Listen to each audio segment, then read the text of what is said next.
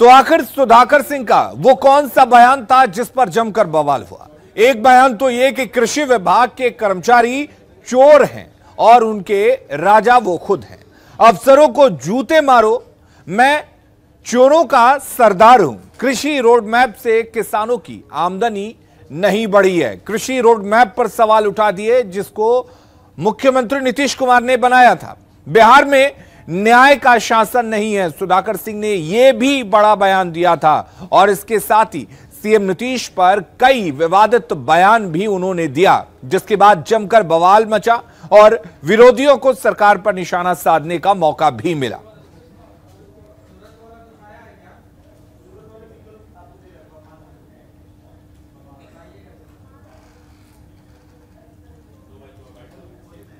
सुधाकर सिंह को नोटिस जारी किए जाने का जेडीयू ने स्वागत किया, वहीं बीजेपी ने आरजेडी पर निशाना साधते चूना लगाने वाली कंपनी के आईपीओ में निवेश करके पैसे के नुकसान से आप डर रहे हैं? बेस्ट आईपीओ निवेश करना चाहते हैं? फ्रीडम ऐप को डाउनलोड करें, आईपीओ निवेश में एक्सपर्ट बने। हुए कहा कि सिर्फ सुधाकर सिंह को नोटिस क्यों?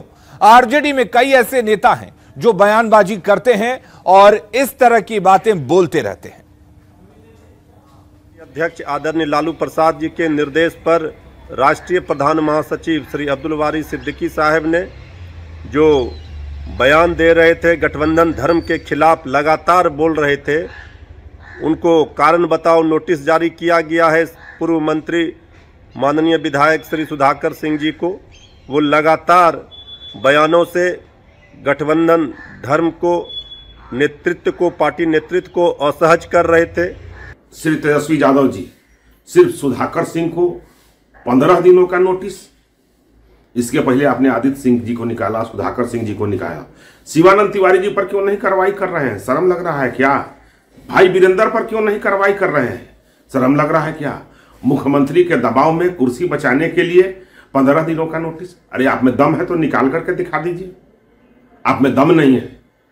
अनर्गल टिप्पणी कर रहे थे तो राष्ट्रीय जनता दल का अनुशासन का अपना संगठनात्मक तरीका, उनको नोटिस किया गया।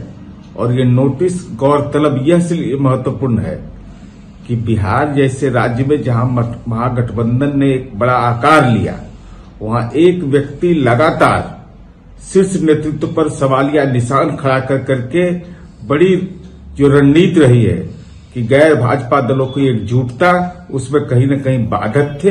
इसलिए राष्ट्रीय जनता दल ने यह फैसला लिया है। यह राष्ट्रीय जनता दल का आंतरिक मामला है। और जेडीयू के वरिष्ठ नेता और राज्यसभा सांसद वशिष्ठ नारायण सिंह ने सुधाकर सिंह को नोटिस देने को अच्छा कदम बताया है और उम्मीद जाहिर की है कि इससे महागठबंधन में अच्छा मैसेज जाएगा। वशिष्ठ नारायण सिंह से बात की है आनंद अमृतराज ने। सुधाकर सिंह जो लगातार मुख्यमंत्री के खिलाफ बोल रहे थे, उनके खिलाफ उनको नोटिस दिया गया और 15 दिन के अंदर जवाब मांगा गया है। देखिए, महागठबंधन नीतीश कुमार के नेतृत्व में सुचारू रूप से चलता रहे, इसके लिए महागठबंधन के जितने भी पक्ष हैं उनको निश्चित रूप से यह ख्याल करना चाहिए कि उनकी जिम्मेवारी बड़ी है बिहार की सेवा करना, और नीतीश कुमार ने बहुत बेहतर ढंग से अभी तक बिहार को चलाया है। इसलिए कहीं भी कोई आरोप प्रत्यारोप का दौर चले, यह बहुत ही गलत होगा। और इस ख्याल से जो भी इस ढंग की बातें आती हैं उस पर जितना बंदिश जल्दी लग जाए महागठबंधन के लिए उतना ही अच्छा हो। आपको लगता है सर कि इस तरह के जो बयान है वो माहौल खराब कर रहा था? देखिए, ये जब लोगों के बीच में कोई भी इस तरह का बयान जाएगा तो इसका अच्छा संदेश कैसे जाए? निश्चित रूप से जो गलत ये बयान जाता है उससे इसके स्वास्थ्य पर गलत असर पड़ता है। और हमारे साथ हमारे सहयोगी आनंद अमृतराज इस वक्त जुड़े हुए हैं।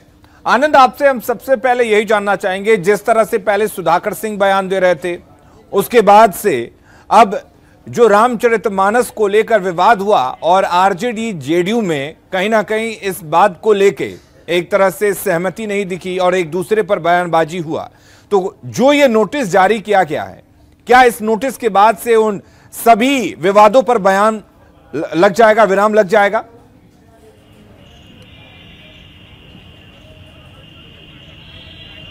देखिए अलीम, निश्चित तौर पे, और आपको याद होगा कि दिल्ली से जब उप मुख्यमंत्री तेजस्वी यादव पटना पहुंचे थे और पटना एयरपोर्ट पर उन्होंने बयान देते हुए साफ साफ कह दिया था कि जो भी इस तरह का बयान देते हैं वो सही नहीं है और बयानवीरों पर उन्होंने निशाना साधा था। उसी समय तय हो गया था कि महागठबंधन के जो शीर्ष नेतृत्व है, खासकर आरजेडी और जेडीयू के, उन्होंने तय कर लिया था कि अब इस पूरे मामले को जल्द से जल्द सॉर्ट आउट करना होगा। और पहले तेजस्वी यादव का बयान और कल नीतीश कुमार ने अरवल में जब पत्रकारों ने उनसे सवाल पूछा था, भले ही सवाल रामचरितमानस को लेकर पूछा गया था, लेकिन उन्होंने कहा था कि भाई जो इस तरह का बयान है उस बयान को सही नहीं माना जाएगा। तो उसी समय तय हो गया था कि महागठबंधन जल्द इस पूरे मामले पर कोई न कोई फैसला लेने वाला है और शुरुआत इसकी आरजेडी ने कर दी है। और आरजेडी की तरफ से जो अब्दुल बारी सिद्दीकी है, राष्ट्रीय प्रधान महासचिव, उन्होंने एक लेटर जारी किया है और सुधाकर सिंह को नोटिस दिया गया। मैसेज साफ है कि महागठबंधन में कोई तरह की बातें न हो, उसकी वजह से महागठबंधन को समस्या न हो, इसको लेकर जो महागठबंधन के शीर्ष नेतृत्व है उन्होंने फैसला करना शुरू कर दिया और इसकी शुरुआत सुधाकर सिंह से हुई है। और ये तमाम वैसे लोगों को भी मैसेज है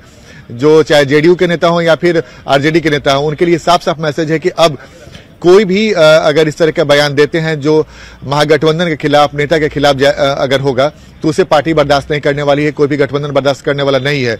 और इसकी शुरुआत आज महागठबंधन की तरफ से आरजेडी ने किया है और सुधाकर सिंह को नोटिस दिया गया है जो लगातार मुख्यमंत्री के खिलाफ मुँह करते हैं। और उन्होंने कल ही एक बार फिर से नीतीश कुमार पर निशाना साधा है, जिसको लेकर उसी समय तय हो गया था कि अब शायद उन पर कार्रवाई हो। जो आरजेडी के सूत्र थे वो लगातार इस बात का इशारा भी दे रहे थे और देर रात सुधाकर सिंह को नोटिस जारी कर दिया गया।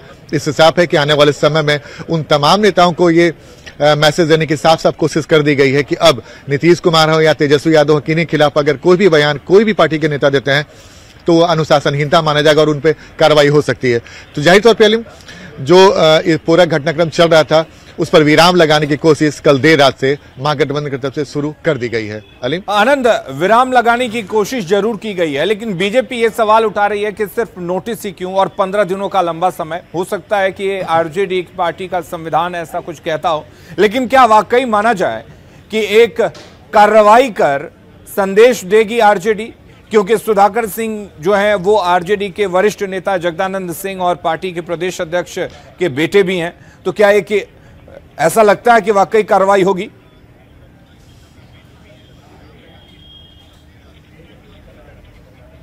देखिए, अब जिस तरीके से सुधाकर सिंह के तेवर हैं और कल जो उन्होंने बयान दिया था नीतीश कुमार को कोई टिकुआ के जैसा सीधा कर दिया जाएगा, नीतीश कुमार को सीधा कर देना चाहिए, वो एक पराकाष्ठा थी। और लगातार इसके पहले नीतीश कुमार को लेकर वो अनर्गल बयान भी दे रहे थे।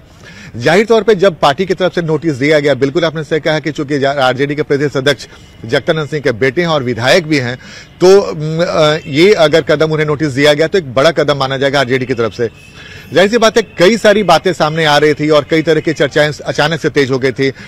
जो जेडीयू संसदीय बोर्ड के अध्यक्ष उपेंद्र कुशवाहा, उन्होंने भी इशारों में आरजेडी के शीर्ष नेतृत्व पर गंभीर सवाल खड़े किए थे। तो आरजेडी की तरफ से भी वो उम्मीद जाहिर की जाएगी कि भाई जो जेडीयू की तरफ से बयान दिए जाते हैं, खासकर आरजेडी के शीर्ष नेतृत्व की तरफ से, उस पर भी कार्रवाई हो और उन पर भी रोक लगे। जो तेजस्वी यादव ने बयानवीर के बहाने इशारों में उपेंद्र कुशवाहा पे हमला बोला था। तो जाहिर तौर पे ये एक शुरुआत है। अब ये देखना दिलचस्प होगा कि 15 दिनों का जो नोटिस दिया गया उसको सुधाकर सिंह क्या जवाब देते हैं, उसके बाद आरजेडी क्या कार्रवाई करती है। लेकिन इसकी शुरुआत कहीं न कहीं मानी जाएगी और माना जाएगा कि जो आग जला हुआ था उस पर तुरंत पानी देकर उसे बुझाने की कोशिश की जा रही है। तो ये दिलचस्प होगा। सुधाकर सिंह का जवाब का इंतजार किया जाएगा। सुधाकर सिंह क्या कुछ कहते हैं, 15 दिनों के बाद आरजेडी उनके जवाब से संतुष्ट होती है नहीं होती, या फिर सुधाकर सिंह के तेवर वही रहेंगे। कई सारी ऐसी बातें होंगी। साथ ही जेडीयू नेतृत्व पर भी दबाव होगा कि जो उनके गठबंधन, उनके पार्टी के नेता अगर कुछ बयान देते हैं तो उस पर जेडीयू क्या फैसला लेती है। क्योंकि कल उपेंद्र कुशवाहा को लेकर जब नीतीश कुमार से सवाल पूछा गया था तो नीतीश कुमार ने कहा था कि इस तरह के पार्टी बर्दाश्त नहीं करती है और इस तरह के जेडीयू में नहीं होता है। और जब उपेंद्र कुशवाहा से मिलेंगे तो उनसे बात करेंगे और पूछेंगे कि ऐसा आपने क्यों बोला। तो जाहिर तौर पे हरकत में दोनों गठबंधन के नेता हैं, दोनों शीर्ष नेतृत्व हैं। इसलिए इसको जो कल देर रात नोटिस दिया गया सुधाकर सिंह को, ये बेहद महत्वपूर्ण माना जाएगा महागठबंधन के लिए। चलिए, बहुत शुक्रिया आनंद आपका तमाम जानकारी देने के लिए। तो ये जो नोटिस दिया गया है वो अपने आप में काफी महत्वपूर्ण कहा जा रहा है।